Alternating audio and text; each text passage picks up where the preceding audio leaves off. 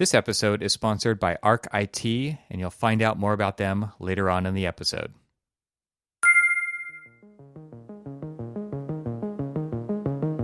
Hi there, I'm Evan Troxel. Welcome to my podcast about how technology is changing the architectural profession.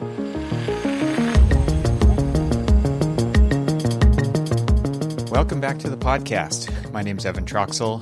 This is episode 42, which we all know is the answer to life, the universe, and everything.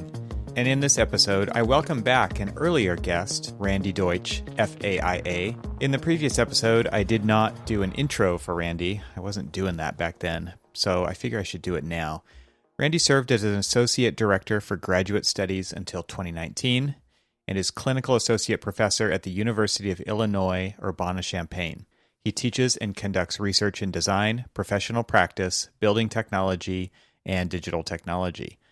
Randy is an international keynote speaker, workshop leader, AI researcher, and design technology authority. He's really a tour de force in the speaking circuit, which is where I met him originally.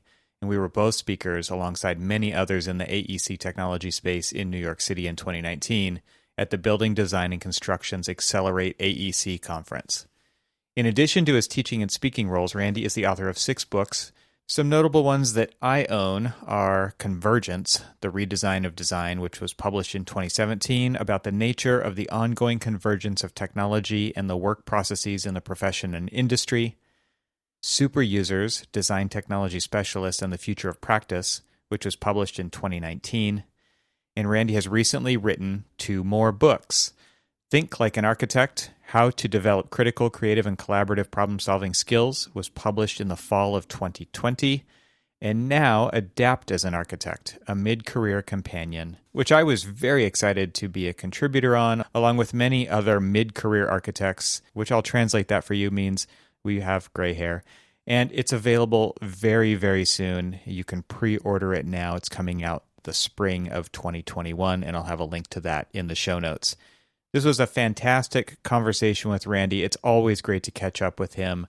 So many things that were covered during this, and obviously kind of wrapped up around the main topic of his new book. So without further ado, I bring you my conversation with Randy Deutsch. Randy, welcome back to the podcast. It's been a long time. Thanks, Evan, for having me again. It's great to be back with you today. It's been about a year since we last talked, and we were just chatting pre-show, just so the audience is kind of in on this. And something that you said was really intriguing, and I think this will lead us to our other topics that I would like to talk with you about, which are your books that have come out. So let's start with this. You said AI is going to save us. So I want you to explain that. What do you mean when you say AI is going to save us? Because I think when we talk about AI on this show and we talk about different architects who say they're using it versus who actually are using it, it's a very big discrepancy there, right? A lot of it's marketing and buzzwords and things like that, but then there's actually practical uses of machine learning and AI. So what are you seeing there that's getting you excited about that? What I am seeing, and I have a very privileged and not entitled necessarily, but a very privileged view as a full-time academic and somebody who goes around doing keynotes. What I'm seeing is that right now we have a constellation of stars out there, and each one has a different piece of the puzzle, right, has a different tech that they're really focused on. Totally. And what we do in our profession, on our teams, in our industry, even when we're working in Yellow Trace or Moleskins, is we have this ability as design professionals to zoom in and out. And there's something that's happened during the pandemic that all we've done is zoom in. I mean, that's really the perspective I have. Each of us is kind of focused on our own tech. You're an exception in that you zoom out a great deal, of course, to talk to different individuals, connect the dots between the individuals, their technologies, the things they're focused on. You're a guest on other shows as well. And that also gives you a perspective because we have to learn how to talk about what it is we're saying, we're thinking and doing in other people's terms, right? And so what I am seeing now is that as we get vaccinated and come out of this pandemic, is there isn't anyone doing this, but there is this opportunity to connect these different stars. Just the same way that we have these apps that allow us, or when we're with a child, you point up at the night sky, and you can see how the individual stars form patterns or form recognizable, you know, Pictographs. Yeah. yeah, exactly. And there really isn't anybody connecting those dots right now for us. But when I look at the individual, I zoom out and listen to all the podcasts and attend to all the, I literally try to attend. Henry James has this wonderful quote: try to be someone on whom nothing is lost. Mm. And, that's primarily recommendation for when you become a novelist, but I believe it's a really good recommendation for architects as well. When you do zoom out, you see that all the pieces just about are there. What's missing is somebody really, stitching these things together, or some things stitching these things together. When I discuss this with very few people, primarily my wife, because everyone else is on lockdown right now, what we come up with are ideas like aggregators, we can bring all these different texts together. And I don't think that's necessarily the answer, although anyone listening in right now to your podcast who thinks that maybe is the way to go, that's the $1 million idea, kudos to you. But, in the year 2, 3 ahead, I'm pretty certain we're going to start seeing some of these tools combined, because that's the way we were doing things since the last economic downturn until the current one. We were bringing tools that never talk to each other, work friendly together, work together, and I think we're going to continue to do that. I'm seeing less of a concern about these GANs or generative tools taking, the fear of taking away people's jobs, and just seeing that in general they're ridiculous.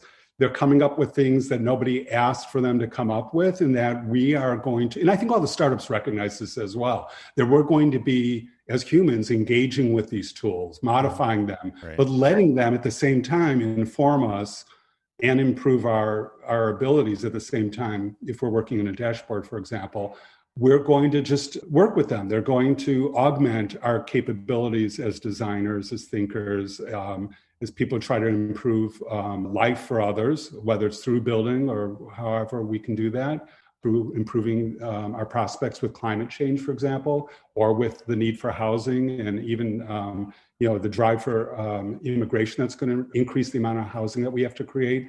I think the tools are there right now that can do all of this.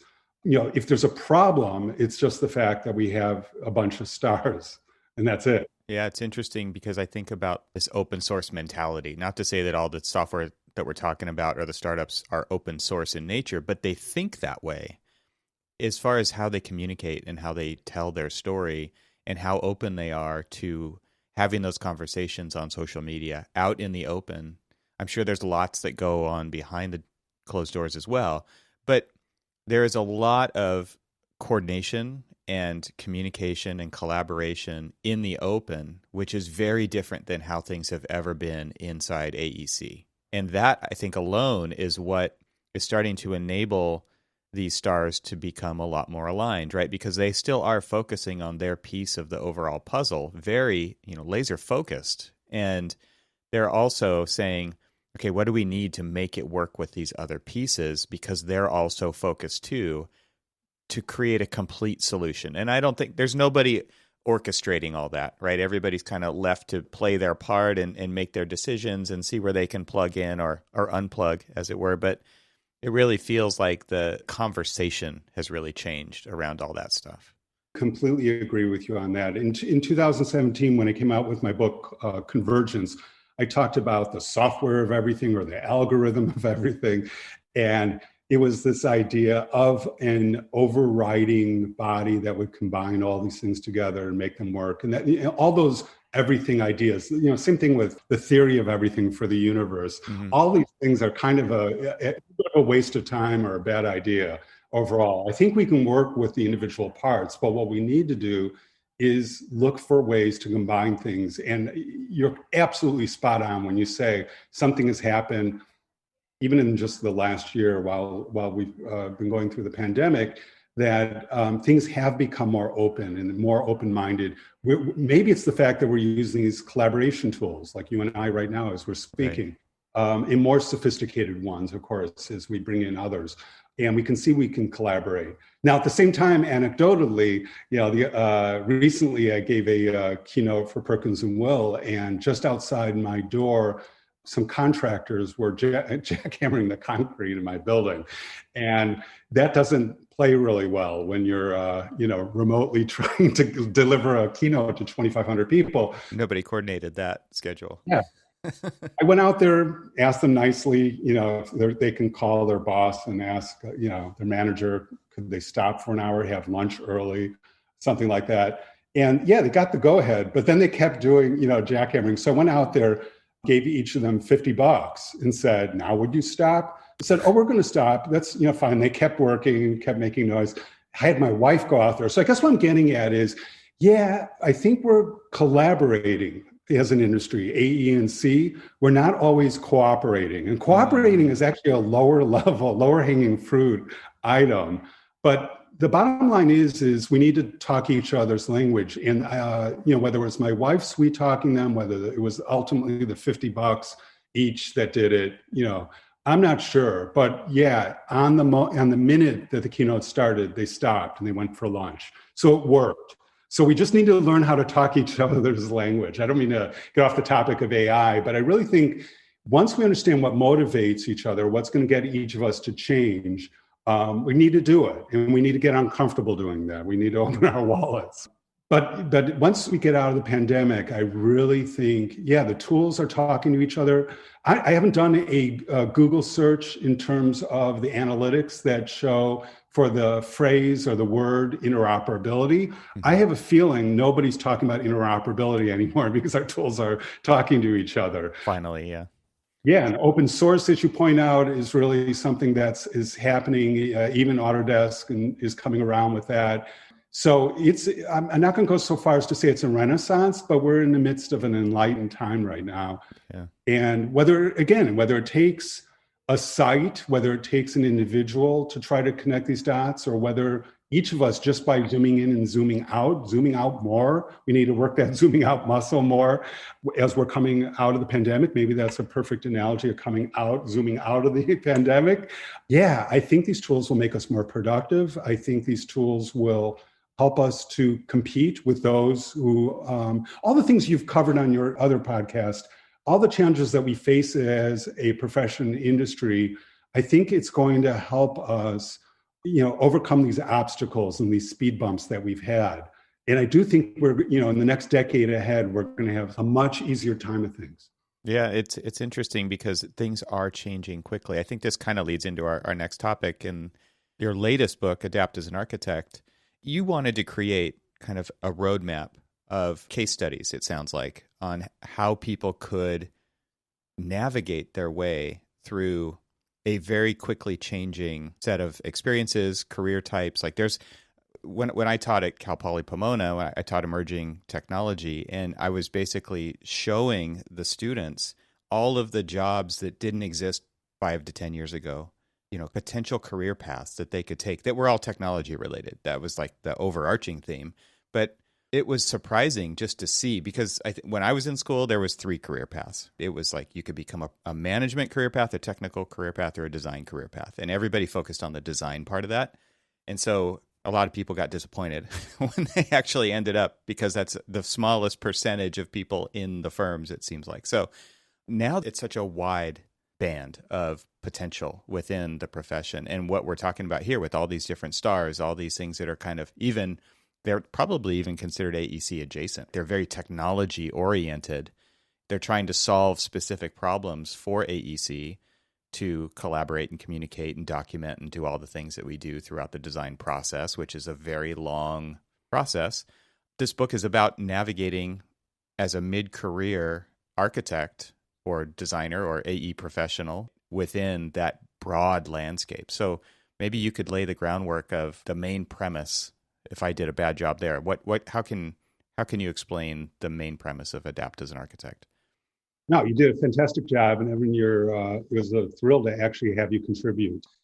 Yeah, so I actually had a lot of discussion with the marketing team, with my editor, about a word that was it's the subtitle, in the subtitle of the book. And what that word is companion. Mm-hmm. Even my wife, who's in marketing and market research, said companion's kind of a weak word for an architecture book. But having, been in this field for over 35 years myself, practicing for 30 of those years, I saw the mid-career, and that's defined in the book as 10 years into your career, so you're past being an emerging professional, up to 25, although there's many examples of architects featured in the book who are well past the 25-year mark, who still consider themselves mid-career architects. Welcome to architecture. Exactly. And my feeling was when I went through it, even though I was mentoring others, it was a very lonely time. It was a little bit about sink and swim. Even our professional organizations that are here to support us, I found that and this is something, I talked about in the very first talk I gave professionally, and I've done over 200 since then, in 2010, about mid-career professionals, how they're abandoned or they're not really focused on in our field. And so I essentially see this book as an opportunity to come back to that topic and provide a book that can serve as a companion. So what my editors and the marketing team really want to do, like you alluded to with a roadmap, is they want to get rid of the word companion, and they want to substitute it with compass. But as you're pointing out, there are so many different possibilities of what you can do with an architecture degree or what you can do in your career. The implication of a compass or roadmap is that somebody's got the answer for you, right? And no one really does. Each one of us is, of course, is an individual, but unlike any other time in history, there are so many different paths we could go on.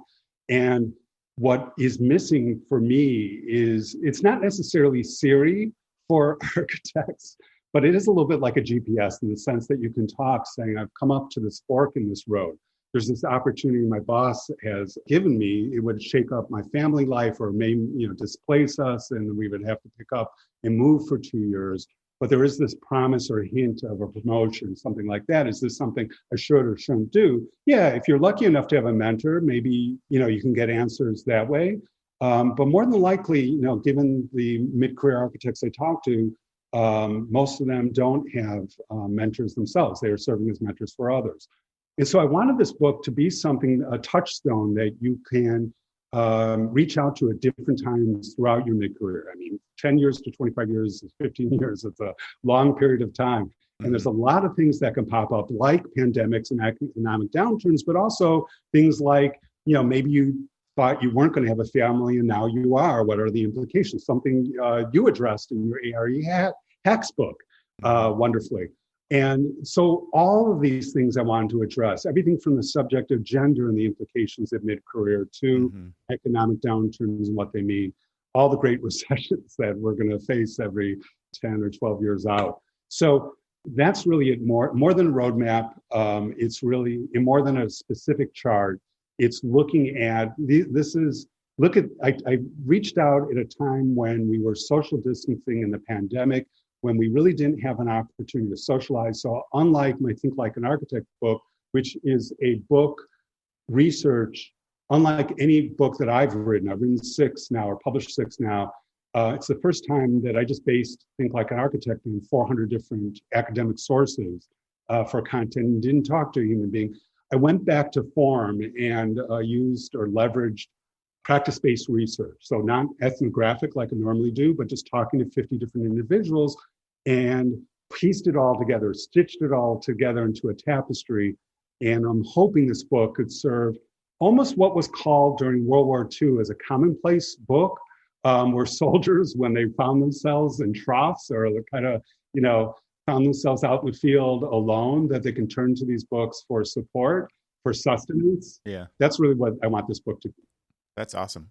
It's interesting that you're looking for case studies or experience from architects who are kind of, like you mentioned, the forgotten. And they're doing a lot of thinking. They're doing a lot of doing. They're the ones making sure that those projects are delivered. They're the ones who are making sure that all of those dots within the project are connected. And there's so much experience being gained there. And I've often felt that way myself, where it's like, if you're not creating your own opportunities, you're kind of just stuck in this current, and there's not an easy way out of it, and it's strong. A quote that came up, and I just talked with my other co-host on my other podcast about this, that came up during a podcast I was listening to that Alex Honnold, the famous free soloist rock climber, just started, called Climbing Gold. And he said, if you demand other people have the same experience than you, then you're on the wrong side of history. And I thought that was such an interesting, because they're talking about kind of innovation within the climbing world, but it totally applies to what we're talking about within architecture as well. I feel like a lot of those mid-career architects are in that situation because the older generations just demand that they have the same experience that they did. And I think what we're seeing now is a lot of pressure from the outside, from technology, kind of bubbling up and putting pressure on this demanding current that we see with kind of the way things have always been, in podcasting air quotes, that's making it possible for people to change direction and do something different. Like I recently did, to get out of quote unquote architecture proper and become somebody who I feel like I want to make a bigger change to the whole profession. I want to help that be possible. It just seems like there's this new additional pressure that didn't exist before with all these companies. And it kind of going back to our first conversation around AI and, just these different puzzle pieces and the people who are really pushing for betterment, better ways of working, better ways of doing things, not accepting the status quo. Do you address kind of those pressures that we're seeing in this book from the outside of the normal career path of an architect as it used to be defined? Oh, absolutely. But I also share my biases really early on in the book. And the major bias that's behind this book, and basically everything that I do, is that I want the reader, I want the architect to stay in architecture, to stay in our industry. Yeah. And so it's a relief valve in saying this. So in other words, when we have too many choices, everyone knows this, right? We can freeze up. We get petrified or immobilized by having too many opportunities available to us. Even when I hear myself say you can leverage an architecture as a professor, you can leverage an architectural background or education in any number of fields, right? That's a paralysis for a lot of people to hear that. It really can be, exactly. Yeah. And I'm not doing this necessarily just for the reader. I'm sharing this bias because we need you.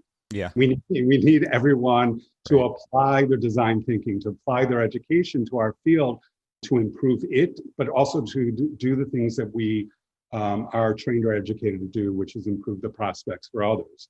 So that's not to say I don't want people to have secondary careers. I gave a TEDx talk several years ago, and I even have an appendix in the book, Adept as an Architect, where I talk about this idea without actually spelling out the successive sigmoid curves of jumping off at inflection points.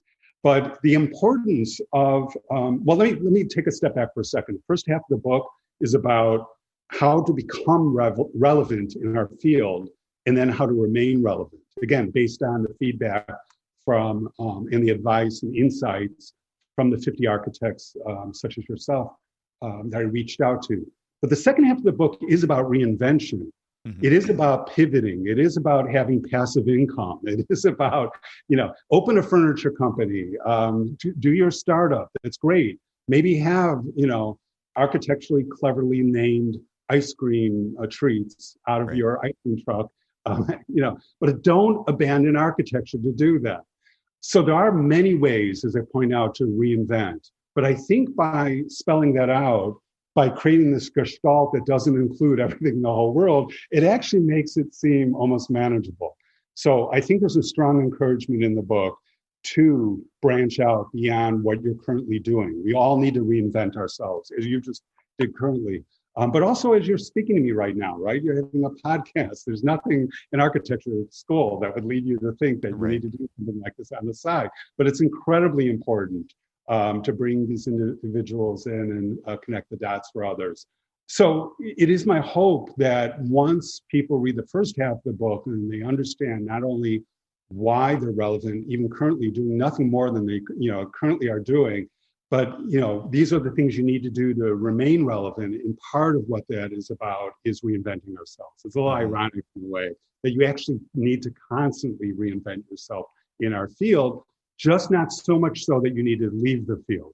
Yeah, that's really uncomfortable for a lot of people. It's really uncomfortable to, you think like, well, I just got it figured out. What do I have to change now? I have to, and we see a lot of people who have been in the profession for a very long time, extremely unmalleable in that way. And so it seems like there is a lot of expectation built up by the, let's just call it, the profession, the people who have been in the profession for a long time, this kind of lineage that we have, this pedigree that's bred into everybody, that it works like this. And now we're seeing all of this other opportunity happening. And what you're saying is, yeah, do a little bit of it on the side, like scratch those itches, do those things, take that experience and inject it back into the profession. And I would also say that there's a lot of opportunity to run your own startup within a firm that already exists inside of the profession, right? That's what I was doing before this, which was we basically started the digital practice at the firm that didn't exist before. It was more of just like we use technology, but now this was a very kind of intentional strategy and intentional use and intentional look at where we're going and where we're headed in the future and how we're going to get there. It seems like there's a lot of opportunity like that. I know there's a lot of people working in firms who are doing exactly that.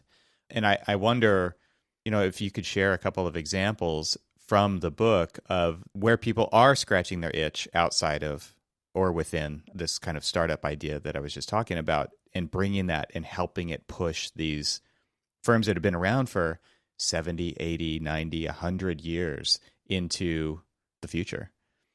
Sure. But first, I'd like to just take a step back and say that one of the things that has hurt us as design professionals is this two words. One is becoming a specialist, and the other one is expertise, or being an expert. I think it's important that we all bring to collaborative teams or multidisciplinary teams. If you think of individuals ideally as being T-shaped, the vertical stanchion or the vertical part of the T, you need to bring something of value, right, to the team. Chances are, if you're only 1 year into the field, you're just going to be a generalist at that point. Mm-hmm. So ultimately, 3, 5, 10 years in, you have something to back your ideas. And then it's time to start working on your social integration, your graciousness with others, and so on. All the people skills, soft skills, attitudes, and whatnot. This idea of the expertise, if you just think about it, the pandemic brought a lot of things out. It didn't change anything so much as just bring to our attention gaps and weaknesses that we had. And one of them is, if you were an expert in office design, good luck to you, right? With the right. Offices, unless you're going to be doing adaptive reuse of offices into housing or something else, you can leverage it to create more socially distanced office space. That's something you can do.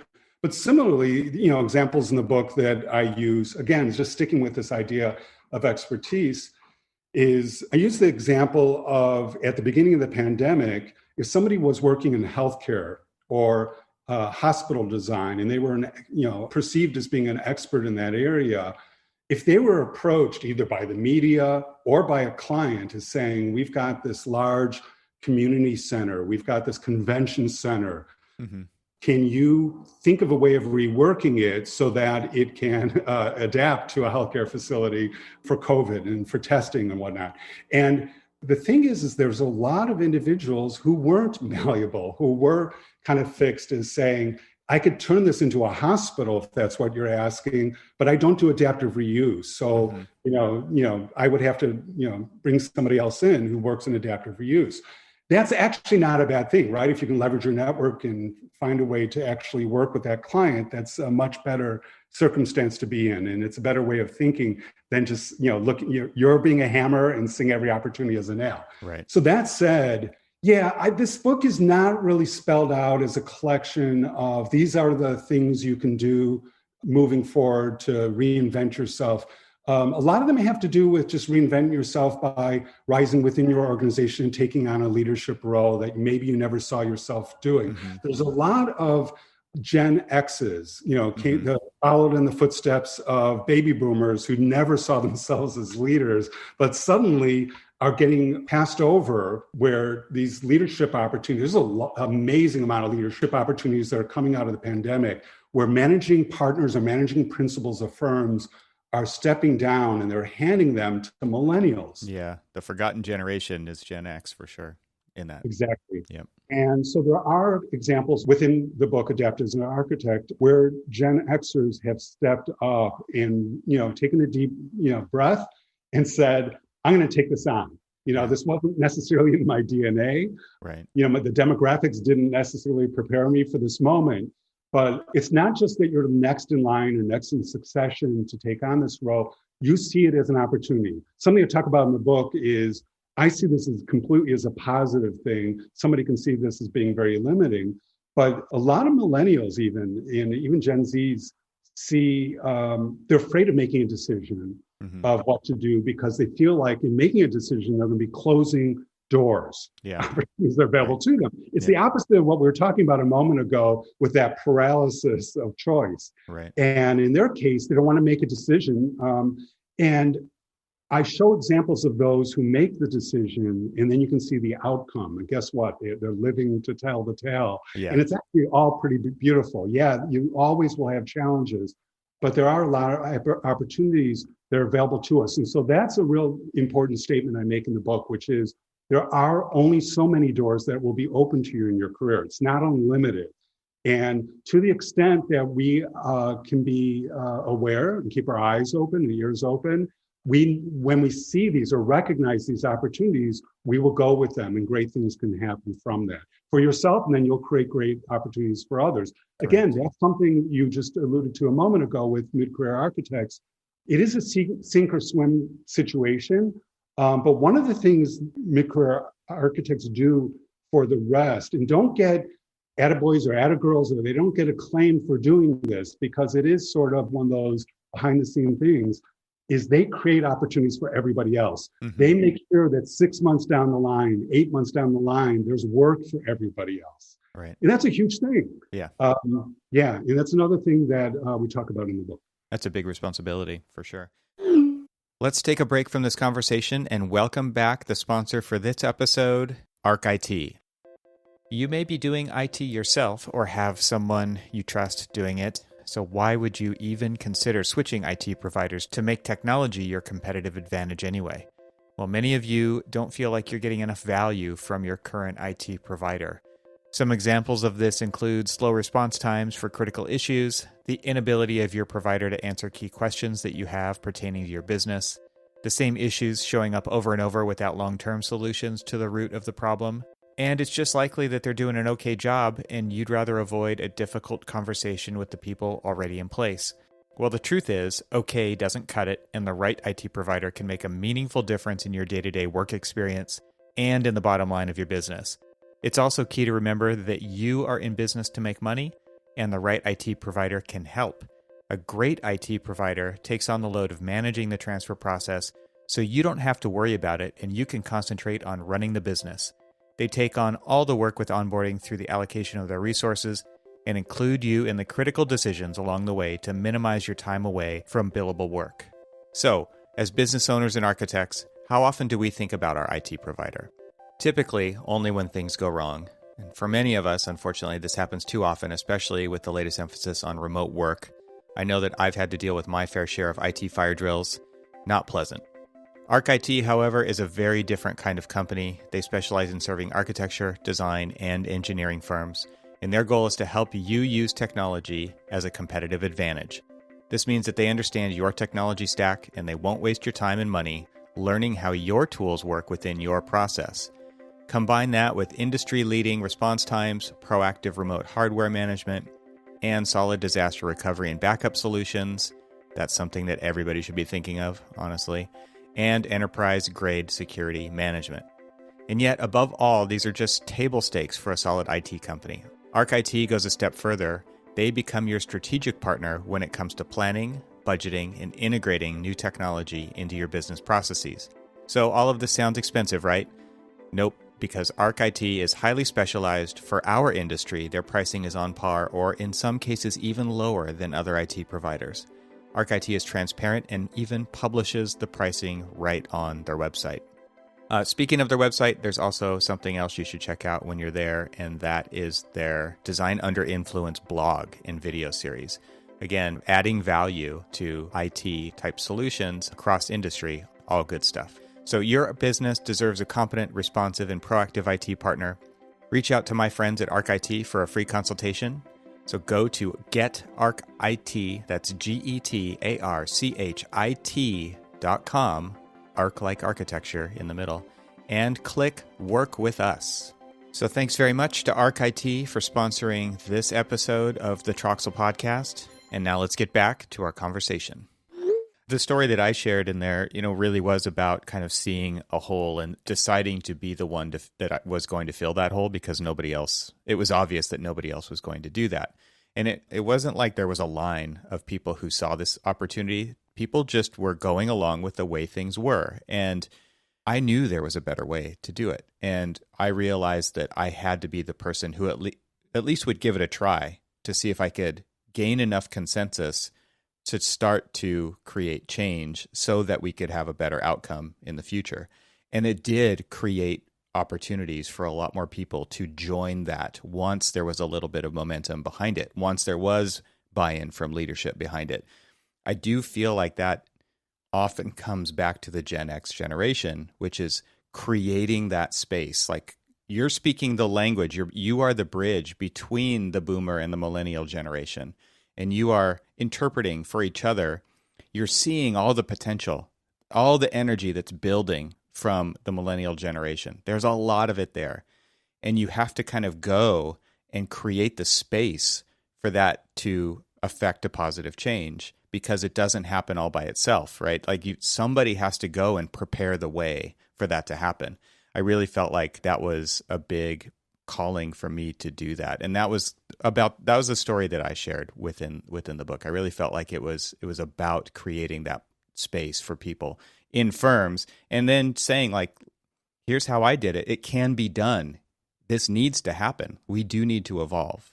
Absolutely. No, it's a fantastic story, and I'm thrilled to have it in the book. You also did something really wonderful as well, and that is you provided a peephole into seeing you do that, seeing what you created, the effect it has on the firm by creating the podcast, by creating the video series, right, by going around the country and presenting on what it is you've created. And I've seen that, and it's incredibly effective. And I've seen the effect, whether you hear this or see it yourself or not, it's had a positive effect where a lot of design technology groups within firms are a little bit black boxes where we don't hardly know what's going on.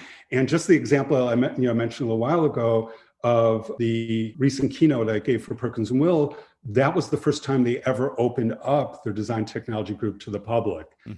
It's an exchange that they do internally every quarter. They've been doing that for a couple of years.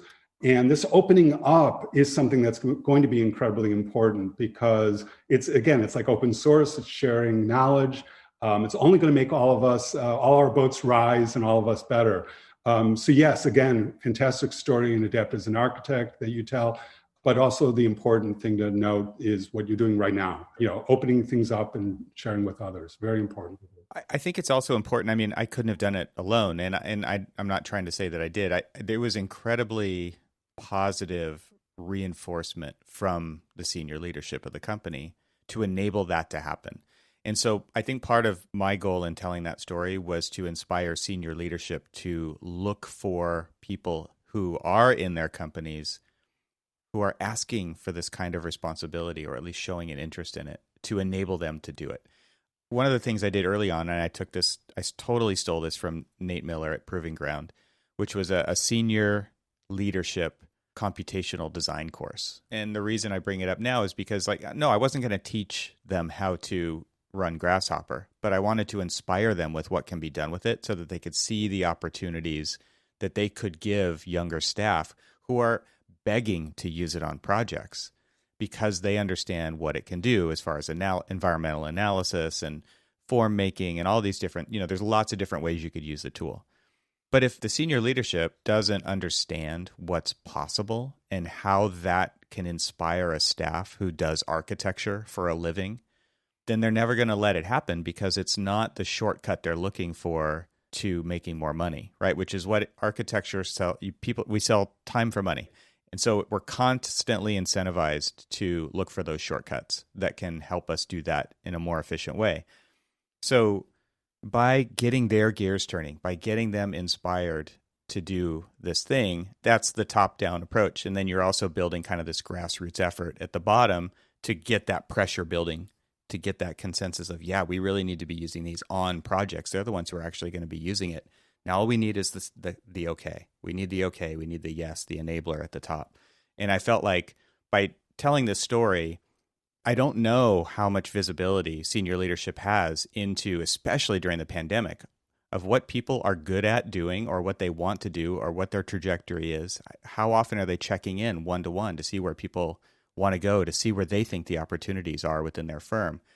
But just saying, like, those stories are out there. You've got to go kind of unearth them within your staff and then start to give people the opportunities to do that. Best management story I have, so when I was working at Apple and I had a manager and he said, as your manager, my job is to get out of your way. And it was basically like, I'm going to remove the red tape. You have tons of runway ahead of you, tons of potential. You could choose to go any direction that you wanted. My job is to clear the red tape and get out of your way so that you can do that. And I really feel like that's a definition of leadership, not management. Yeah, that's very enlightened. I wish more leaders had that. Yeah. There's examples in Adapt as an Architect where, like in the case of Trina Sandschafer, a principal at a wonderful Chicago design firm, who for various reasons just couldn't break that glass ceiling, couldn't get to the role that she was really put on this planet to do, to really lead, even with partner or principal as the title, couldn't take her career to the next natural stage. And we've all been in circumstances like that. And so Absolutely. one of the things I address within the book is, how can you reinvent yourself by pivoting as opposed to, doing something radically different? And in her case, a lot of people tell stories like this, just went to a different organization, but that pivot opened up all sorts of doors. And, not only has the title, but is running, the Chicago office for, in this case, a new firm. And it's a fantastic success story, because a lot of times we get frustrated and either abandon our dreams and end up opening our own firms. And then you have all sorts of other issues that you're dealing with, right? You're not really realizing your DNA or what you're really meant to be doing. So that's a concern there. Anyway, I just want to mention that as an example of something that, where somebody could change without necessarily having to make the change too catastrophic. Yeah, that's interesting, because you're right. When people often get to the breaking point and they get fed up and they're like, I'm just going to go start my own thing because I think so strongly about it, only to be saddled with all of the responsibilities of all of the different things that have to be done. And then it just waters down that potency that they had to be that catalyst in whatever they're passionate about, because that's a rough situation to be in for sure. I want to go back to one thing you said a moment ago about your class that you introduced, and introducing it at a very high level, introducing it by pointing out what the tool can do without focusing on the tool. It's an exemplar or a telltale sign of being a super user. So in other words, what you were pointing out to those within your firm at the time was, there's a value that we deliver. And identifying the value that we deliver is really what's really important. And not all of us see that, right? Early in our careers, we're just given tasks to do, and we do them without connecting the dots or thinking about what the outcome will be. Right. So by showing what value can be delivered, whether it makes you more productive or by automating something that frees you up to leverage your core competency or whatever it happens to be, yeah, it gets people really inspired. It gets them excited about doing things, but it also connects them to the overarching purpose for having a firm to begin with. A lot of people question whether in the next 5 or 10 years we will even need architecture firms. What is the value that an organization brings, that individual architects, let's say, and engineers and contractors coming together, let's say in hot teams, a lot like the movie industry? Couldn't we just come together for a specific project and then break all apart and come together in a different group for another project? Yeah, that's possible, but there is something that an organization brings. And one of the things is what you're just saying right there, which is, shining a light on what's possible for others. And, it's one of the beautiful things that I think an organization or firm can bring that individuals can't necessarily. So. And often just exposing the fact that these talents already exist within your quote unquote walls, right? You just have to enable them to happen. And it wasn't a presentation. This was a workshop. And I think it's important to just say this, is that I wasn't going to just put up a PowerPoint and say, data, data, data, look, look, look, here's the people. It was like, no, we installed the software on every one of their laptops. We made it a working session, taught them about inputs and outputs, and this link to that makes this happen. It's cause and effect, right? And it was very simple, though. It was just like, let's build a 5-node grasshopper graph and make this box squish and stretch. And you should have seen their faces. It was like, whoa, this is because part of it for me was unlocking that kind of childlike nature of making stuff with Legos. It's just, you're just sitting there and you're playing with this. There's nothing on the line here. It's pure, like, let's get back to that making mentality. Everybody came up being a production person in some fashion within the firm. Let's get back to that for a minute. Let's remember what it was like to be that person, because that's who we're talking about here. Those are the people we need to enable to do that kind of stuff. So it was like, let's go back in this time machine with the latest technology and play with it so that you can enable other people to play with it and come up with more valuable solutions. I mean, and that's really kind of the ultimate big story was like, we are totally stuck right here, right now. Our designs, they look the same. There's nothing that is progressing in our architecture. We're limited by the tool set. There's this whole other world out there, guys. Let's enable people that already sit here to do that and bring that value through this firm, through this giant conduit of experience. And, we've got this great reputation. Let's build on that and take it to the next level. And it worked. It was it just had a great outcome. And it wasn't like everybody was fully engaged the whole time. Yeah, they were still checking email here and there, and they were still looking at their phones here and there. But overall, I felt like it was a giant success into creating the space in our organization to enable that to happen. So I hope it inspires other people to do something similar, because those opportunities are out there and they're ripe, and you don't have to go anywhere else to find those opportunities. They are usually right where you're at.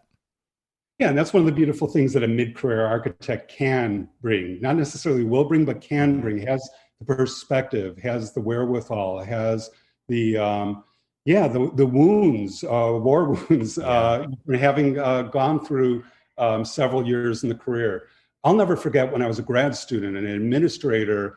Well, I heard the sound of somebody falling downstairs, and it turned out they were jumping like 8 or 9 steps at a time, going down an exterior stairwell, and all of a sudden, boom, landed right in front of me in a 3-piece suit and tie with glasses on and everything, sweating. And I just stared at this person, and they explained they're going through a divorce. Their therapist recommended that, they're sort of mid-career, and, it was a really good idea to let loose sometimes. They didn't think anyone was down at the bottom of the stairs, and apologized and walked away. It was an incredible moment for me, being a 22, 23-year-old at the time and seeing a grown-up do something like that. And it's interesting because hopefully you don't have to necessarily go through therapy to arrive at that. You just have to go through a career in architecture to arrive at a very similar perspective, which is, and it comes across in your videos, in your talks about, whether it's on climbing or your mountain biking through the Vietnam Trail. That level of playfulness and ability to play can be perceived by emerging professionals or even students as being, I've never heard this specifically, in this case, but I've heard it about me. If you're able to play, that means you're not on deadline, and that means you're not buried under a level of tasks. And so, it must be in an entitled way of approaching a career. And I actually don't think that's true. I think all of us need to be able to kind of dig our way out of the tasks or to-do lists, and from time to time be able to take a deep breath and be able to play with what we have. It's the way that we move beyond our specialization and our expertise, because then you can realize these are just tools that we can leverage along with all the other tools that we can apply to any situation. That playfulness is a gift that you gave the people you were working with in the firm through this workshop and through all the other things that you do. And that playfulness is one of the things a mid-career architect can share with others to inspire them and see what they do in a new light and get them excited for the next 5 or 10 years out as well. I think it's a really important thing to recognize. And a lot of what I share in the book, Adapt as an Architect, are these stories having to do with play and with being able to at least play or mess with what it is so you can leverage it in a new way and open up opportunities for the firm you're in or opportunities for those you are mentoring or who are coming up within the firm. Yeah, I think it's worth noting that I take play very seriously. It's not like a goofy play kind of a thing. It's really important for me. And I'm not saying it's for everybody, but it is for me. And because it does unlock doors, it does allow me to connect dots in unconventional ways that I wouldn't have seen coming if I hadn't partaken in that kind of experiential nature of play. That's why I feel it's so important, because it works for me. And it's like you said, you don't have a guidebook, you don't have a roadmap, you have a companion. It's a great way to think about it, because these stories can help create the space for people to think about other possibilities. Not that it's the way that they're going to do these things, not that it is the way to approach them. It's so different for everybody, but it does it breaks down those barriers so that people start to think outside of the boundaries that they're typically thinking. And I think it's so important to bring additional experience into that conversation. Absolutely. And I did that for myself when I was a student. Whether I was minoring or double majoring or just immersed in the world of playwriting while studying architecture. I remember that you said that, yeah. Yeah, and it gave me this opportunity then to spend a lot of time in the theater and watching rehearsals. And I'll never forget this one director who was directing a Shakespeare play with these student actors. He had a fantastic technique, and I would sit on the floor watching hour after hour of these rehearsals, and nobody would realize this if you saw the final presentation of the play in public, bought a ticket and showed up. But what he did is he would stop everyone at a moment and say, okay, now what we're going to do is everybody's in an Elvis Presley movie. Okay, this is a beach scene. You're Elvis, you're the girl, blah, blah, blah. And all of them, boom, almost like improv, would have to act out those roles, but saying their lines, their Shakespearean lines in the play. It was really unbelievable because, yeah, it loosens everybody up, but it does a lot more. It opens up opportunities. And there's some reason the director thought of that, Elvis Presley movie as opposed to something else. There was something that they were getting at without dictating, as a director, what everyone needed to do. And so, yeah, take play seriously. I absolutely agree about that. I mean, take it unseriously from time to time just to enjoy life. I'm not trying to dictate how you play. Exactly. But no, there is a science to it, and it absolutely is an important thing. And I think the mid-career architect, even more than the senior architect later on in their career, is the right one. Yeah, they're more relatable with the younger generation as a stepping stone. They're who the emerging professionals who will stay in our profession aspire to be. A lot of times we talk about it mid-career, training our replacements. Yeah. I've literally done that. I mean, literally why did I just do that? But it's a very important thing. And it's, keeping that element of play will keep us young and flexible throughout our careers. No question about it. There's this weird dichotomy, right? It's like I love routine just like the next person. And yet in our profession, we're so willing to reinvent the wheel over and over and over again and not standardize on things or whatever. So, well, I can interject for a second, and not to cut you off, but to say that when I talk about these successive sigmoid curves, I'm talking about two inflection points. The first one is nobody ever spells out to you. No one shows you where it is. But basically, when people ask me what it is I teach, I don't say professional practice. I don't say design studio and whatnot. What I say is I teach students to recognize that first inflection point because nobody else will show you when it occurs.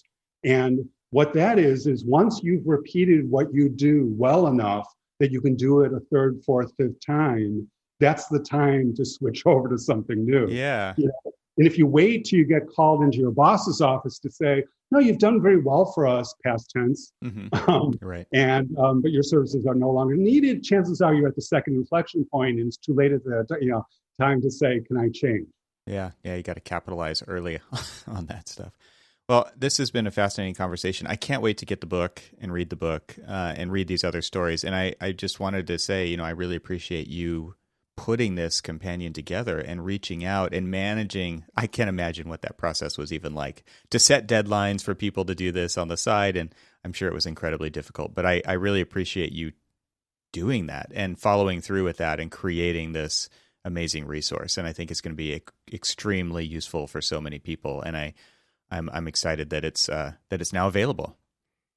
Thanks, Evan. And I'm looking forward to hearing what you think of it once you get your hands on a copy. And it was wonderful, again, to have you in the book and tell your story. Really appreciate it. And thanks again for having me here today. Yeah, and you're a force in the profession, and I appreciate what you do. So obviously, I'll have a link to the book in the show notes for this episode, Adapt as an Architect. You can find it on Amazon. I'm sure you can find it in other places as well. Randy, where can people find out more about you and follow along your journey and what you're doing with all the speaking and the engagements? Yeah, probably the easiest place is just type my name in .com. So randydeutsch.com, my website. Click on speaking or whatever, and it's all there. Fantastic. Yeah, and we'll have links to all that in the show notes as well. So thanks for spending the time to have this conversation today, Randy. I can't wait to read the book, and I'll talk to you soon. Fantastic. Thanks, Evan.